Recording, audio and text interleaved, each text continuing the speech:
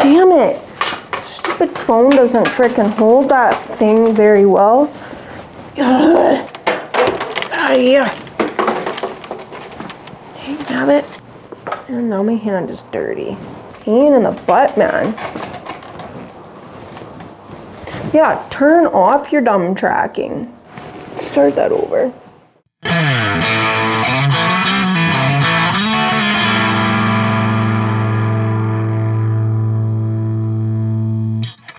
Hello everybody and welcome back to my channel. I hope you are all doing well today. Alright guys, so we're chipping away at this Shovelhead slowly and we've got the transmission and the engine bolted in. We're working on getting the drivetrain stuff all done up, but we need a tool, which is the tool that you use to hold your clutch hub in place while you do it up. My dad has had a few of these tools in the past, but he always gives away his homemade tools, and he's shown me how to make a tool for this job. So that's what I'm going to be doing today. I'm going to show you guys how we do that. So this is our clutch hub here, and this goes in the clutch basket. I'm going to be making a tool that will basically just kind of go onto the fingers on the clutch hub here, and then it'll lock in place somewhere around here on the frame or somewhere, and that will just prevent the clutch hub from spinning while we do up the clutch hub nut. So I'm all set up on the bench. I'm going to show you guys what I'm using, and then I'm going to tell you guys a couple other things that you can do if you don't got what I got. So I've already got a couple of my holes drilled here guys, but I just wanted to show you how I've got this all set up before I go any further. And what I'm using is a piece of 3/8 aluminum plate, and then I've got an old clutch disc here that I'm using kind of as a template. When you are picking out your clutch plate that you're going to use as a template, you want to make sure that your drill bit is actually fitting in the holes nice. If you use something like this where the holes are all kind of wobbled out, you're going to end up having just not centered holes, and your tool's not going to end up fitting the clutch hub as it should. I went ahead and I found my center beforehand just because my piece of aluminum is so narrow that I didn't want to be cutting myself short on either end. I've got a 3/8 drill bit which fits very nicely into the clutch plate, so that's what I'm using and that's what I'll be drilling out with. I've also got the clutch plate blocked up here just on a couple pieces of 1/2" aluminum with a couple C-clamps, just clamping it down. And the reason why you want to have it blocked up is twofold. So you want to have it up high enough off of the plate that you're drilling so that when your drill bit goes in, by the time it actually starts drilling the hole, your drill bit is going to be nice and centered in the clutch plate. And another reason why you want to have it blocked up is it's just going to help the shavings to kind of just get out of the way as you're drilling through this, because if your shavings can't go anywhere, you're just going to end up jamming up your drill bit there. So that's that, and I'm just going to take this over to the drill press and finish drilling out these holes.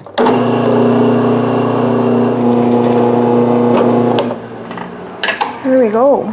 Okay, I've got all my holes drilled now, and I'm just gonna mark out the rest of the tool so that I can go cut it on the bandsaw.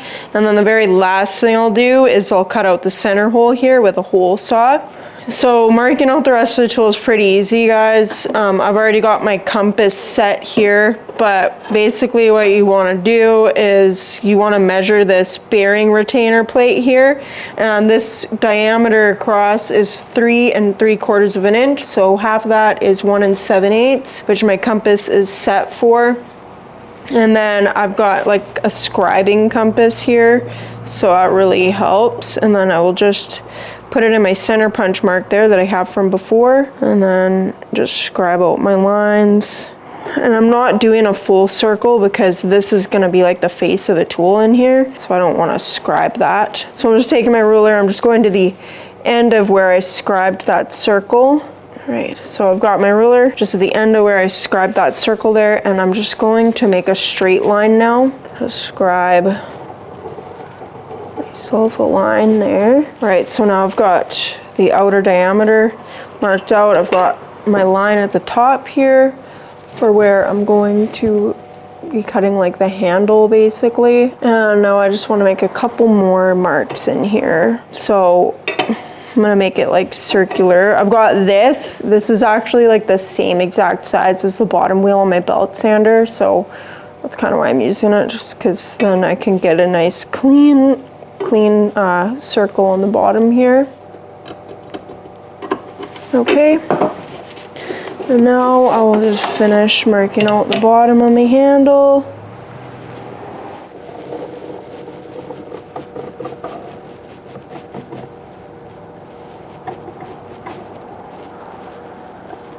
There we go.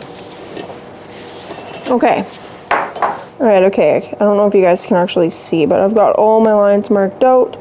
So I'm just going to go cut this off on the bandsaw.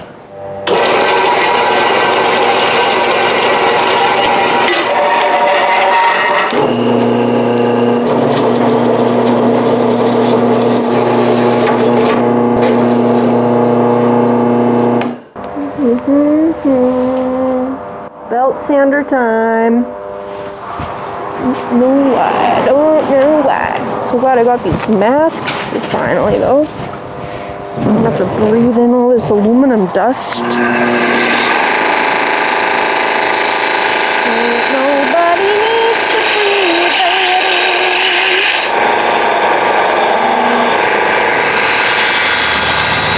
Alright guys, I got all my holes drilled out and I did a little bit of cleaning up on the edges with the belt sander.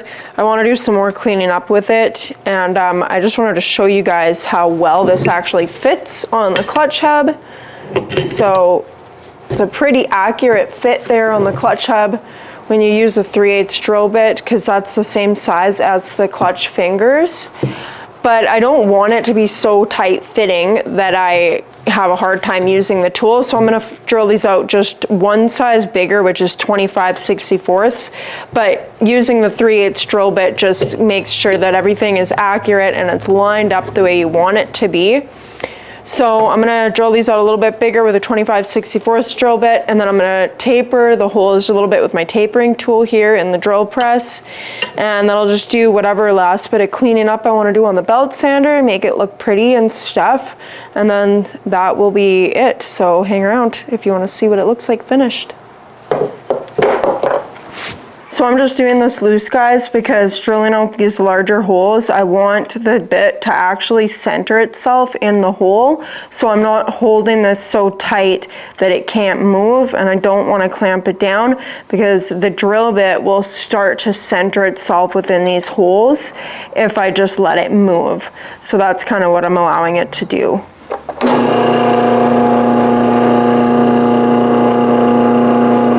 Also, I'm not applying very much pressure at all for the drill bit to go through these, because I don't want to have it get hung up in the holes, which it will easily do if I'm trying to drill too quickly.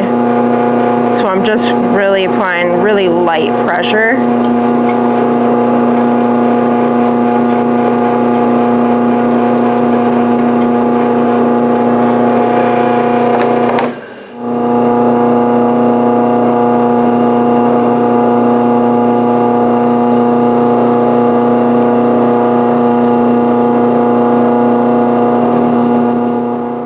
So that's the finished look, guys. I even polished it up a little bit and it looks pretty good.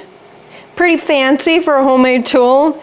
You definitely don't have to get this fancy if you don't want to, but we kind of like our fancy homemade tools. I personally love homemade tools. I think that they're like one of the best things to find in a toolbox. No matter whose toolbox it is, it's always really cool. But this is definitely a tool that could be used by a lot of people, and you definitely don't have to make it this way. You could make it out of 1/8" steel if you wanted to just drill out some steel. And a lot of guys actually will just make these just by taking an old clutch plate and welding a piece of bar stock to it. So there's plenty of ways to actually make one of these tools. This is the way my dad's been doing it forever, and he showed me how to do it, and it's pretty simple, guys. If I can do it, you can probably do it. After drilling out those holes, that actually fits a lot better on the clutch hub. So you just got to make sure you're putting it on straight so it's still a nice good fit. I'm pretty happy with it. So I'm pretty happy with my homemade tool. I don't know if you guys want to get that extravagant with something, but I think it's well worth it. And with a plate of aluminum, you could actually make a few of these. So you can give them to your friends too, and then you'll be like everybody's favorite motorcycle friend, which is what I plan on being, because I'm definitely gonna make sure I've got a couple of these to give away. I'm gonna definitely give one to my brother and maybe one or two away to friends. You never know. So I hope you guys found this helpful, and if you guys liked this video, or if you like what you see, or if you just like me, or even if you don't like me but you like my bikes, then like, comment, subscribe. Thank you to anybody who's on my Patreon and anyone else who supports me in any other way, whether it's just giving this video a like and a comment. And like always, my lovely YouTube people, I will catch y'all on the flip side. Peace.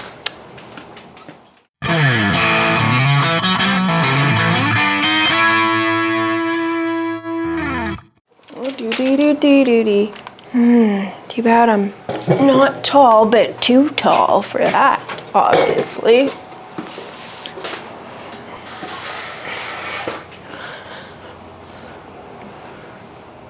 Yeah. So I hope you guys liked. Oh no, I gotta make sure that people don't know I'm ending the video. It's gotta be a surprise. Pretty darn perfect. Pretty perfect.